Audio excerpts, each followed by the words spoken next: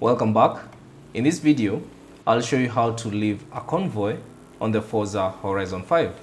So as you can see, I'm on a convoy. So if you want to leave, all you have to do is pause your game. So if you're playing on PC, simply press the escape button. And if you're playing on Xbox, simply press the button with the 3 lines on your controller. And then from here, use the RB button and go to the online section. And then within the online section, find the option convoy. And then now you'll see the current convoy that you're currently in. So all you have to do is press the Manage Convoy option. Select that, and then you'll see this list. And then from here, select Leave Convoy. Select that, and that will leave you, you'll exit the convoy on Forza Horizon 5. So as you can see now, I've exited the convoy, and that's basically it. So thanks for watching.